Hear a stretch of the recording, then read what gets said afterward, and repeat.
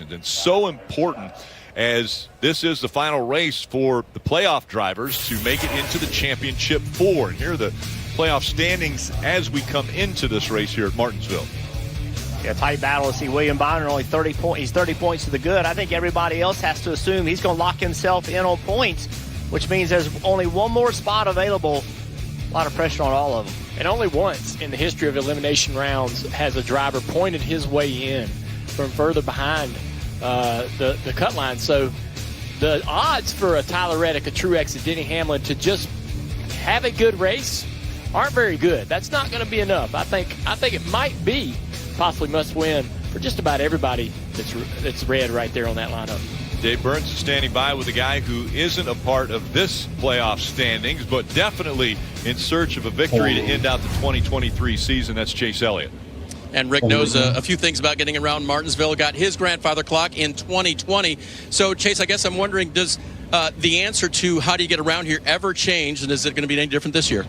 Yeah, I mean, I think since we transitioned to this car, qualifying is certainly a premium, probably more than it needed to be in the old car. You could get away with not qualifying great or perfect in the other car and be okay. And if the day goes perfect, you can here too, but it's much harder. So it puts a lot of emphasis on Saturday, which is kind of every week really now. So yeah, we hope that we can have a good Saturday. I feel like that's been an area that we need to improve in, and we've had some spots of hope, just not quite as consistent as we'd like it to be. So qualifying well certainly I think is going to be important, and then obviously just all the normal balance stuff from years past will apply.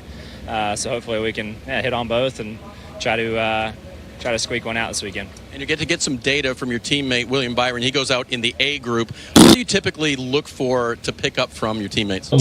Well, I think the biggest thing is when those guys go out in front of you like that, as it pertains to your teammates, you know where they are setup wise, and then it gives us an opportunity to know, hey, they're doing X, Y, and Z in these areas. We know we're different, here, and here, or not, and you can kind of gauge off where you need to start your balance if you need to adjust at all, or if they're happy, maybe continue forward on the path you're on. So it just gives you a little bit of a head start on some potential pre-practice adjustments there before you get going. Thanks, Chase. Good luck. Always learning, guys. You just take any data you can get these days. Advantage to going out first or second? In the first group or the second group? I like the second group. I mean, you get to study not only driver inputs, throttle, brake, and things like that at all these different racetracks with all the information the drivers can see from each other, but also like Chase mentioned, if you have a teammate or air pressure, all those things are so critical at these racetracks.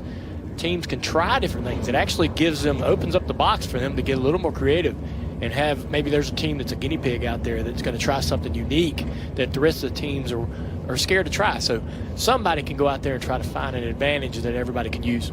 The track will probably be faster for the first group because it's cooler.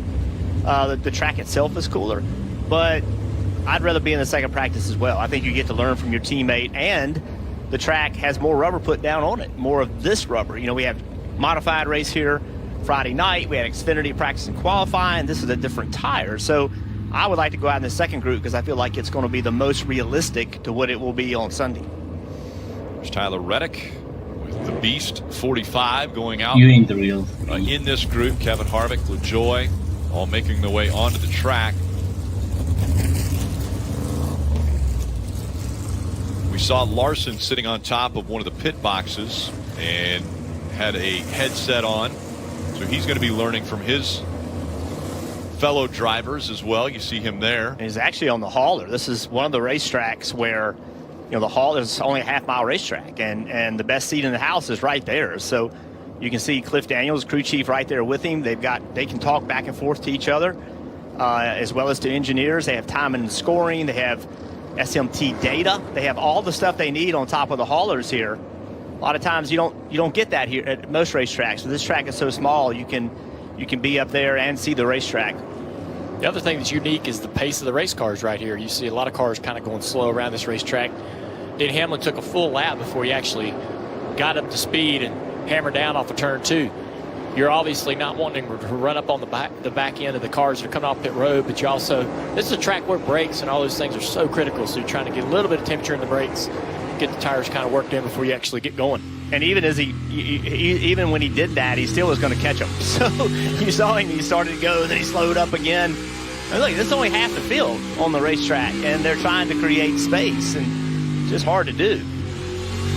Biggest stat here you see a 17th playoff appearance for Denny Hamlin, but still no championships on that resume. And I know that a lot of people will look at his stats here in Martinsville and say, man, they're amazing. He won a lot of races here. I tend to look at only the stats in the next-gen car. How are drivers running now? Because this car is so completely different. Not that Denny is still not great at Martinsville, but now he's challenged with his team learning how to get this car to work around that racetrack and get him the feel he needs. And his average finish here is 12.3 in the next-gen. There's some drivers with a little bit better average than that.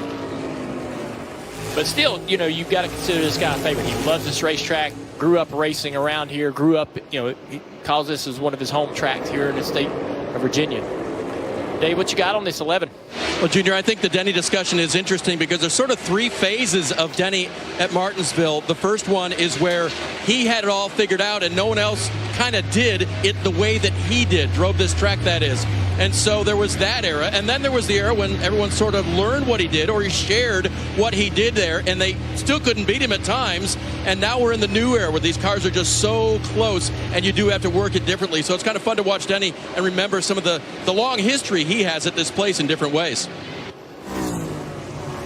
Back onto pit road for Hamlin. It's been up and down for Denny Hamlin here at Martinsville. Either he will advance to the championship or they'll have issues, like when he came to pit road in 2020 and didn't get all the lug nuts tight, so he had to come back to pit road. How about when the 48 spins him in 2021?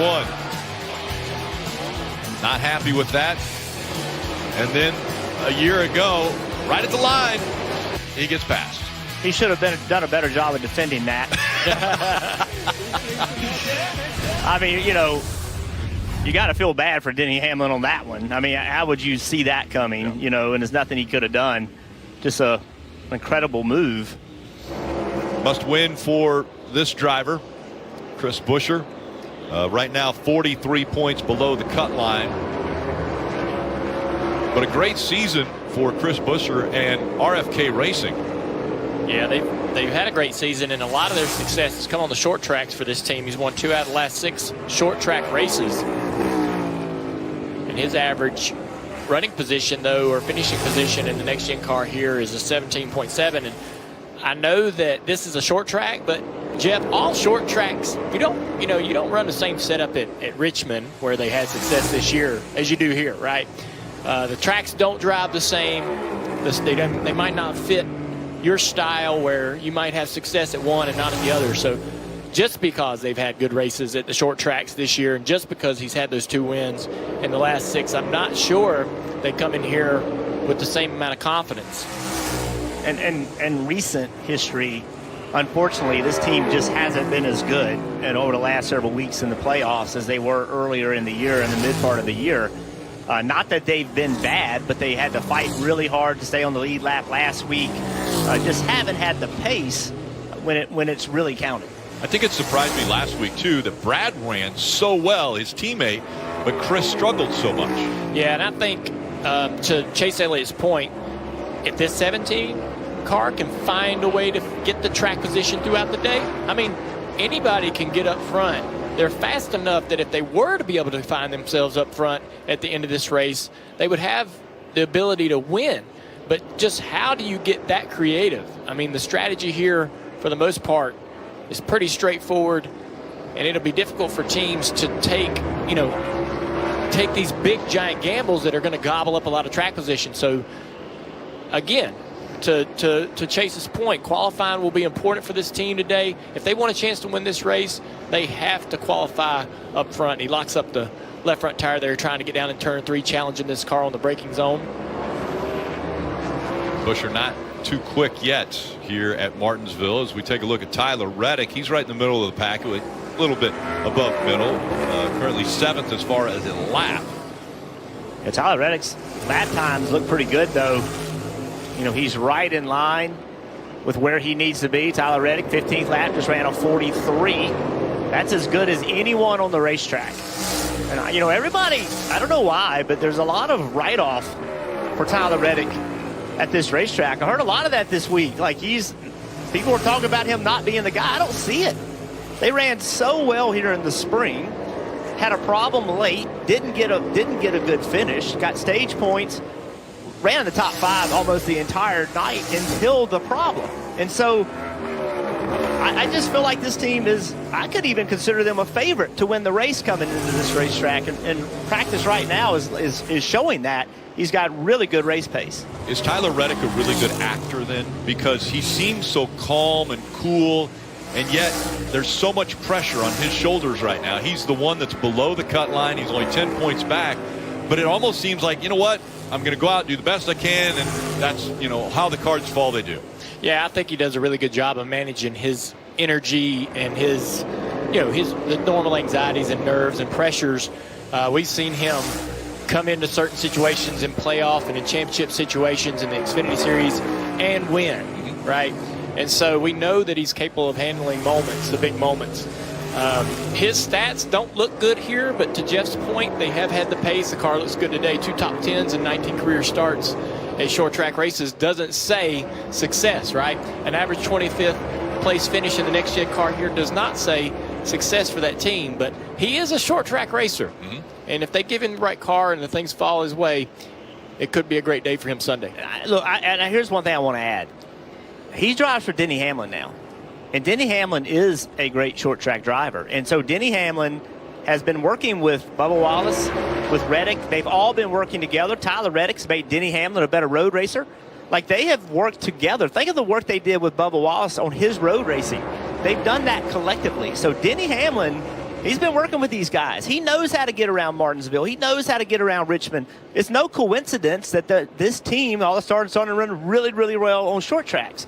So he's a different Tyler Reddick than he was a year ago. He's much smarter. He has a much better understanding about how to run short tracks. I think you throw away what he did 2 years ago and you pay attention to what he's done this year.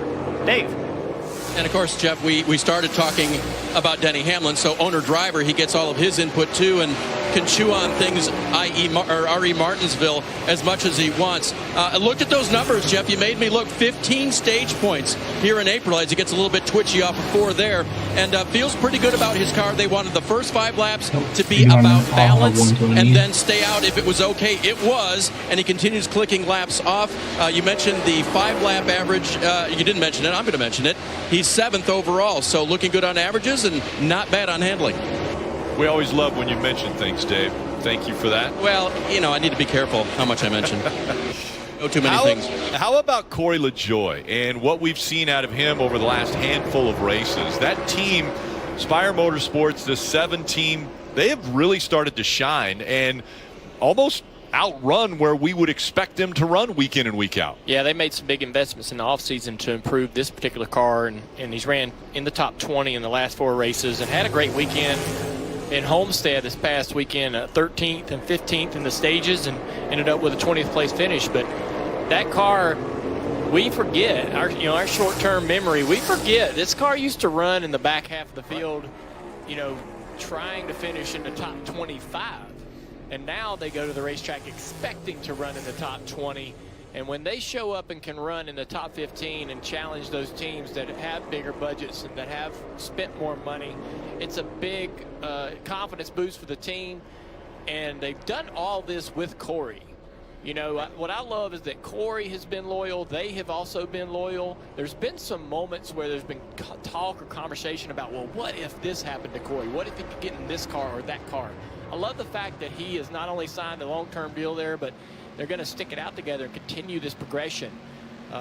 And Corey is a workman-like, get your hands dirty type of guy. That's what you need when you're trying to build a program, when you're trying to get better. You need somebody who understands the hardships that come along with that. So William Byron, it's a guy 30-point advantage on points. This is an interesting situation to be in. That's the situation you want to be in, right? You'd rather have a point advantage, but this is one of those racetracks that the only way to have success is to be aggressive. When there's an opening, you got to go for it. You got to be moving forward. If you're not, the guys behind you will be pushing you out of the way. And it puts William Byron, in my eyes, in a difficult situation with that point lead, or advantage rather. What kind of race does he run here? You know, do they get out of character? Do they just focus on winning the race? I think that's the pathway forward. I don't want him making crazy aggressive moves, and they certainly don't need to be playing a strategy that's out of bounds. But at the same time, I think if you approach this race differently because of your point situation, you could get yourself in trouble. I've been fascinated by his season. Obviously, it was incredible. And then I wondered, as young as he is, and having never really been in this situation on the Cup side, how would the pressure affect William Byron, right? They always say you got to lose a few races before you figure out how to win them. You kind of have to go through that same process. You have to go through that same process in battling for each championship. I don't think so. And he has so In far fact, it stood up gives to me- the task. His average finish in the playoffs is a 5.5. That's championship material. It's pretty incredible, to be honest with you. And so we're here with only 2 races remaining. William Byron has stood the test. He has stood up to the pressures that the playoffs bring, and been able to get his team through. And I think they got a great shot to get to the Final Four and have a shot at the championship. One of the other things is his organization. So Hendrick Motorsports has been ridiculously successful here at Martinsville U1, driving for Rick Hendrick. Over the last 6 races, they've won 4 of them with 4 different drivers. Yeah. So, I mean, there is just that organization has also been so strong here. They've given him a lot of resources to prepare, and he's a student, and he limits distractions. He will buckle down and go through every bit of information, sim work, whatever it takes to try to prepare and be as good as he possibly can be on every given weekend. He eats, sleeps, and lives this job. There's nothing else on his plate, and so he puts it as a priority number 1. And that's why we're seeing the success further into the field, into the season, than a lot of people may have expected. And he's absolutely a threat, a favorite to go win the championship this year at a very young age. And I don't know why I'm surprised. You know, when you look at his rapid ascent through from late models, super late models, to trucks, to Xfinity, I mean, he didn't stay anywhere too long, and he had success at all levels. Yeah, should have won the Truck Series championship. They had an issue before the Phoenix race. He went on, he won an Xfinity Series championship. Now he's right in the hunt for a Cup Series championship. Yeah. And he's doing it on a racetrack that's very unique. A lot of conversations about the short track racing this year. Goodyear brought a new tire to this racetrack, and this is something we have not been seeing. Look at the rubber that has already been laid down on the racetrack in 15 minutes with half of the field on the track. So this is something that can drastically change the race and how this race is run. They've lost from their fast lap to where they are now. They've lost over a half a second. We did not see a lot of that in the past. This is a different tire trying to create good job for more Wise passing, a into little more 34. opportunities for the drivers to do more with their race cars, and that is a good sign to see that much rubber laid on the racetrack already. Yeah, in practice last year we had 0.3 of fall off. That was it. And this year, Half a second. half a second already, putting down a lot of rubber. It's a little bit slower of a tire, but it's obviously a little warmer as well. Those temperatures today and tomorrow will also increase that rubber. And this is 12:30 earlier today before practice started to what you have now. And as we get more cars on this racetrack running side by side, and that tire has that more rubber on it, that should create a little more tire temperature, which should drive fall off, and should challenge the drivers as it loses grip. As your temperature in the tire goes up, your tire loses grip. So it should be fun to see these drivers sliding around. This was a tire that they liked at Richmond at the tire test, and I'm very surprised, but I applaud Goodyear and NASCAR for getting it here so quickly. When we heard about that test and how the drivers were sort of perplexed that nothing really was making a big difference except for this tire. No, I didn't expect anything new this year, much less going into next year. But good job of NASCAR and Goodyear to get us something to try to affect the racing here. Dave, we saw Denny Hamlin come back down on pit road after taking a few laps. What do we know about the 11 team? Yeah, real quick on that new tire. By the way, I checked in with Goodyear to make sure they weren't concerned 33 about put me in the wall. high temperatures expected tomorrow and this new tire? And the answer I got back was no concern. So that's good news. So Denny Hamlin was on pit road for a while. There was a bolt that was not in the shifter somewhere, and the team had to go to work on that. It worked its way loose, had to come back down pit road, and you saw both with Byron's shot and with Denny's shot, they obviously are shifting here. They better make sure all those bolts are tight. That's interesting. We wondered if he went out and made a qualifying lap and then came right down pit road, but Dave is saying that a potential, a bolt that came loose. It's not something you would expect on a car that's as well prepared as you would expect Joe Gibbs Racing. Let's listen to the radio. Overall, just tight at the 2/3, Chris. Entry's okay, just a little edgy on entry, but then the 2/3, I can't get to rotate right now. Just feels like the car's not getting down. Compressed, feels kind of hard on the left front. All right, so the magic 2/3. All right, that is such an important part of this racetrack. So where he is right now, that's 2/3 of the way around the corner. If your car does not point and go in the right direction in that part of the racetrack, again, center of the corner here, 2/3 there. If it's not pointed, you can't get in the gas, and when you do, it spins the rear tires. And so you think, as a race car driver and a team working on it, hey, I got to have enough rear grip. The car's going to have to be tight. But if you're too tight and you have to turn the wheel a lot, it actually makes the car looser because you unload the rear tires. And that is the struggle with Martinsville. You can make the rear tires work great, but you can't turn it. The key is getting the car to turn, point, and be able to have rear grip. And what you heard him say there was, hey, I need turn at that 2/3 mark. The other thing we saw was he passed William Byron. He's got less laps on his tires, but I'm not so convinced with 14 lap less tires, he could have passed William Byron with that old tire. He passed him and is driven away from him. He is 0.2 of a second faster with these tires versus what William Byron has. That is a good thing. So Hamlin's fastest. We talked about LaJoie and what he's been able to do. William Byron also. How about the 54 of Ty Gibbs up here in the top 5 as far as one lap speed? Yeah, I've been watching this team all year long to see how this young driver would compete this year in the Cup Series, and they've had some bright moments. I mean, as recently as last week at Homestead, they finished 7th in that race. It's top 10 in both stages. So we've kind of seen that sort of performance. They've sort of landed right inside the top 10, sort of hovering right around that 10th place throughout the season. Maybe a couple of moments where they feel like they should have had chances at winning races, but we're still not quite, seeing what I think they want to achieve, and that's running the top 5 regularly and battle for wins. But build on that. They've had a good year. Maybe not exactly what they wanted in the points, but they've had a good year. They're showing the speed and the pace. Build on that this offseason. Try to get better. Fill some holes, some gaps where you think the team can get stronger personnel-wise in the offseason and come back and do it again. Did they match expectations of what you thought this rookie driver was going to do? It was hard to set him because he was so good in the Xfinity Series. Won some races and made it look easy. And so it was really hard to set expectations. And I think all of us maybe hedged a little too high, because we forget how hard it is to come into the Cup Series and compete. Not only are the drivers elite, but the cars are completely different. They're racing longer, harder. It's a completely different experience, trust me. Red and black flags come out, and that is the end of Group A. Their practice session. Gibbs was 4th fastest. Cindric, Suarez, Wallace, Reddick, Harvick, and Busch top 10.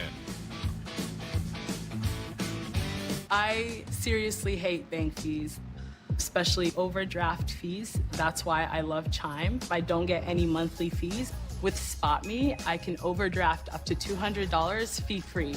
Join me today and sign up at chime.com. When the details take precedence, the rest falls perfectly into place. We strip away everything but the essential. And what we're left with are thoughtful bedrooms for modern living. Thuma. The NASCAR season will come to an end in Phoenix, but the championship weekend will last forever. For 4 drivers, this is their opportunity. This is what they've dreamed about. 4 championship races in 3 days. all set against the stunning backdrop of the desert mountains. A Friday doubleheader under the lights, the Xfinity Championship car season will come to an end. The Cup Series champion crowned on Sunday. It's a weekend you'll wish would never end. Get your tickets now at PhoenixRaceway.com.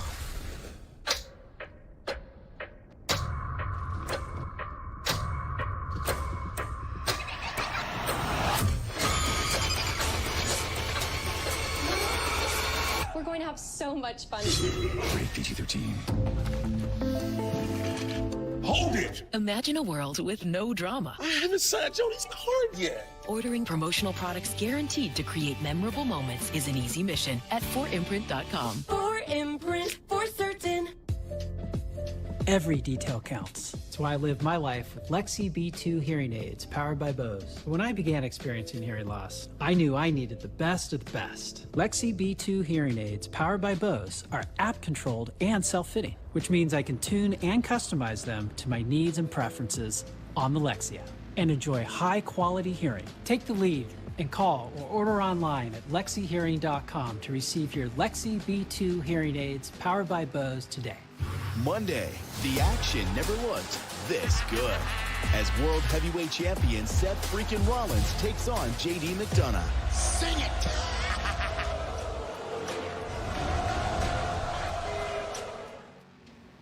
Fans, just 2 race weekends to make sure to try the official app of NASCAR. That means you can follow the action with free live scoring. There's in-car cameras and radio broadcast. Search NASCAR in your app store. Make sure to try the free trial.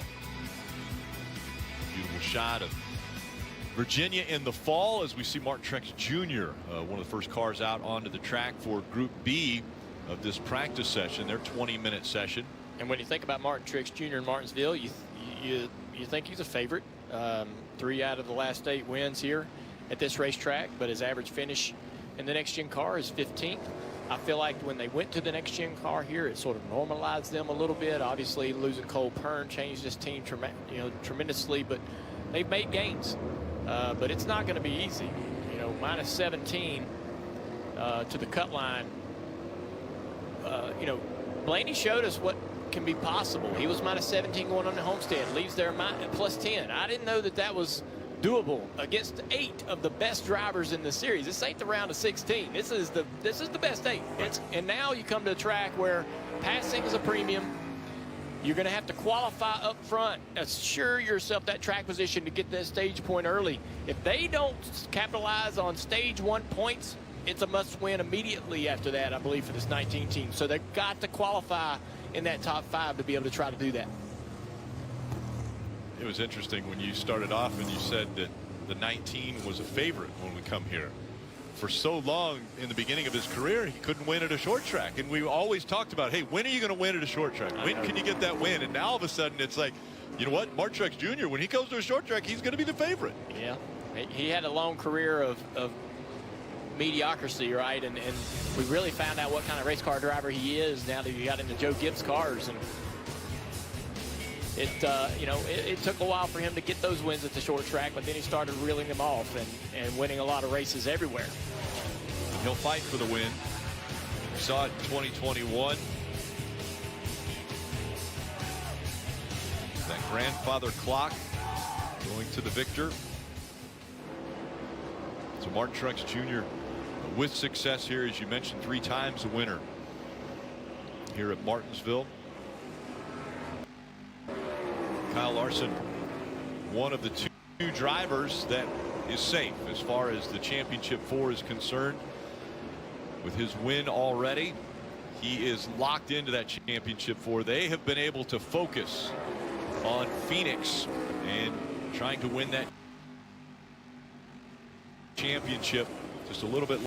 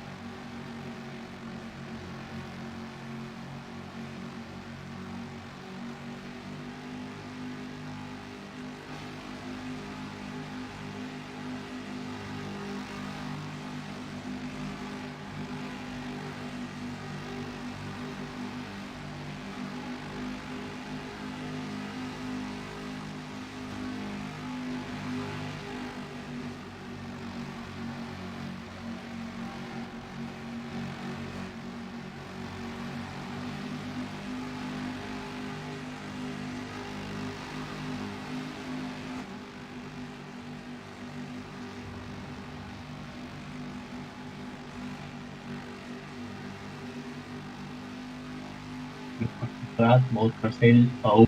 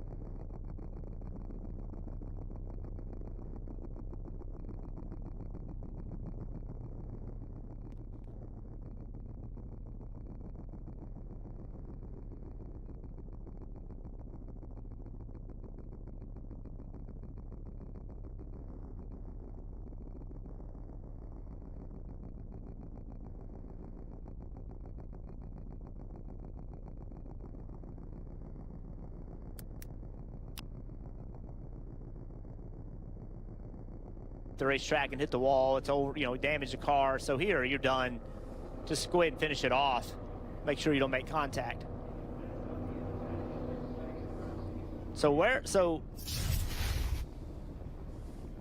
It'll be interesting to see where he lines up. 8th fastest off of that first lap. How many beat him in Group B? You buried him deep in the field. It completely changes his approach to the race. He's only 10 points back from the cutoff line. So Buescher and Reddick now will be outside of the top 5 for this group. And as you mentioned, Group B will be going out for qualifying. How far will that push them then down that list as far as their starting positions? They're hoping that the racetrack doesn't get better, right? They're hoping that the racetrack doesn't improve for Group B to allow more and more cars to outrun them. But I want to go back to, we talked about the pressure of the playoffs, and we pretty much kind of graded each driver in practice. We talked about Tyler Reddick and how he's been able to handle these scenarios and situations in the Xfinity Series and throughout his career. But it was interesting there in that qualifying effort. The first lap,